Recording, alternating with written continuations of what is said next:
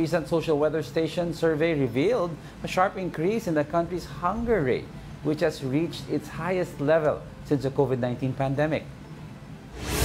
Conducted between March 15 to 20, the survey found that 27.2% of respondents experienced involuntary hunger in the past 3 months. This marks a significant rise from 21.2% in February and 15.9% in January. Of the 27.2%, 21% reported moderate hunger, which means they experienced hunger only once or a few times in the past 3 months. Meanwhile, 6.2% endured severe hunger, defined as experiencing hunger often or always within the same period.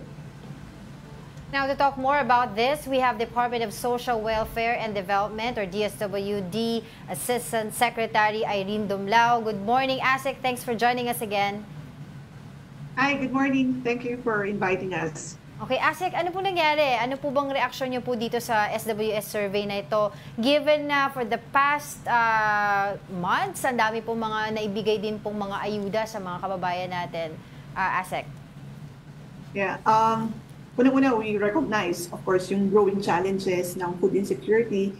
And ito nga pong binabanggit ng survey, no, na na-drive actually ang DSWD to further or i-enhance pa natin yung implementation ng programs and services, particularly itong Walang Gutom program. We're actually expanding the program.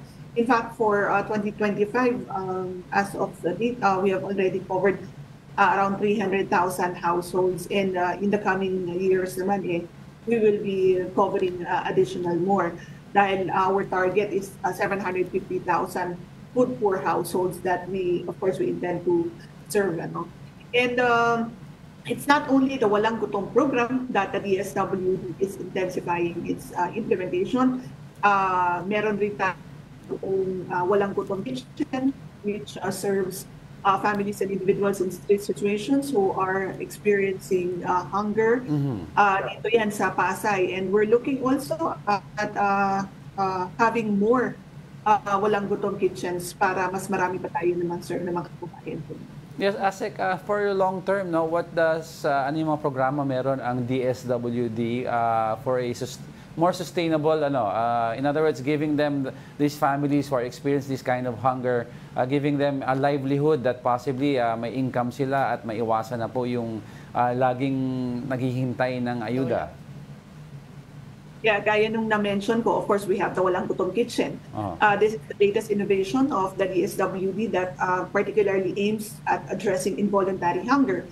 And at the same time, nare-reduce din yung food wastage by turning nga po mga donated surplus food from hotels, restaurants, and organizations into hot meals na sinuserve natin sa mga individuals experiencing hunger. Apart from that, of course, yung nabanggit ko na rin kanina, yung Walang Gutom program, which provides eligible families with electronic benefit transfer cards na na-load ng 3,000 pesos in monthly food credits. These are actually used to purchase nutritious food items from accredited retailers, and it also ensures that vulnerable households have access to adequate and healthy meals.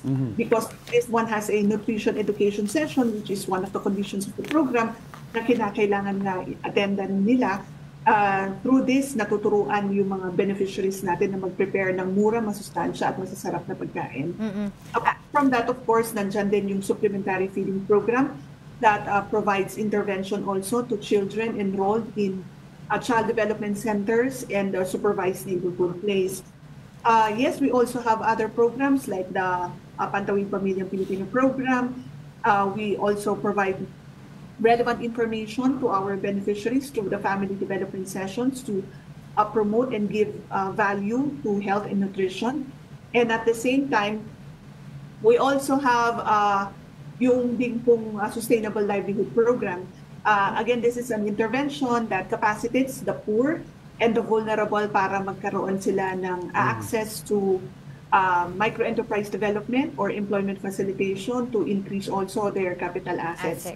So, I'd also like to add that the DSWD is also working with other government agencies for the Enhanced Partnership Against Poverty and Hunger. Yes. So nag-collaborate ang DSWD with other relevant government agencies to ensure that we are able to provide the necessary interventions to address food insecurity. Yes. And let me also add, meron din tayong local adaptation to water access and breaking insufficiency through nutritious harvest for the impoverished. Ito naman yung ating risk resiliency program for climate change adaptation and mitigation. Now, for disaster vulnerable communities, we're also helping them address food insecurity at the same time building disaster resilient communities. Asek, I'm looking at the numbers here, no? Doon po sa survey na ito, ang highest hunger percentage ay nagmumula po sa Visayas. I was wondering po, ano po ba yung pinaka-cause ng hunger doon po sa area na yun? Dahil medyo malaki po yun, ano? At saka ano po yung contributing factor doon? And how do we make sure sa dami po ng mga programs na nabanggit nyo po sa amin kanina na ito po ay inclusive, nakakarating po sa areas na talaga pong nangangailangan? Yeah. Of course, social protection kasi one of the principles, of course, is dapat inclusive, na dapat bibigyan at nasa-serve natin yung mga vulnerable sectors, particularly the farmers, the fisher folks, women, children, and other members of the vulnerable sector. Of course, the SWD works with the local government units and all its partners in targeting beneficiaries and ensuring na maayos yung implementation yung mga program na na-mention ko.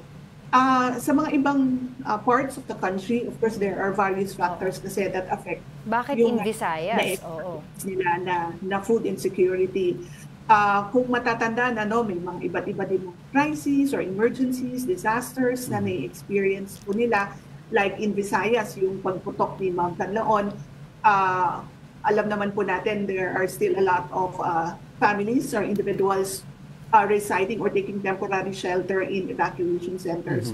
So it could be also one of the reasons kung bakit nakaka-experience din sila ng kagutuman dahil naapektuhan nga yung kanilang ibang mga activities. No, but as I earlier mentioned, the DSWD together with other government agencies are really ensuring na naipro-provide din naman yung pangangailangan. Doon po kasi sa survey, wala pong naka-indicate doon kung ano po yung age range po ng mga kinuhanan po nila. No? Pero base po sa inyong mga ginagawang mga programa, meron din po ba kayo doon sa tinatawag na that would address also yung first 1,000 days? Dahil very important po yun sa mga kabataan po natin ngayon to combat also malnutrition. That's correct. Sa Pantawi Pamilya Pilipino program, we have started with the implementation of the first 1,000 days, wherein yung mga 4-piece beneficiaries po natin na may children 0 to 2 at merong pong pregnant woman ay minomonitor din natin for their compliance to specific conditions. Halimbawa, dapat nagpapacheck up po at nagba-avail ng mga supplements and nagkakaroon ng growth and weight monitoring. Important ito kasi nagpo-provide tayo ng additional cash grants na maaari po nilang magamit to address yung kanila pong pangangailangan, again, on health and nutrition. And apart from that, we are also working with the implementation of the supplementary feeding program. I guess I've mentioned this earlier. Kasi ito naman yung pag-provide natin ng food, ng mga hot meals doon sa mga bata, ages 3 to 5 na nasa mga child development centers or supervised neighborhood place. At the start of the feeding session or the feeding cycle, nagkakaroon din tayo ng weight monitoring so that ma-monitor natin kapag nagkaroon din ba nag-gain ng traction yung intervention na i-provide natin, especially for these children. So you see there are interventions that we are also giving to children. All right.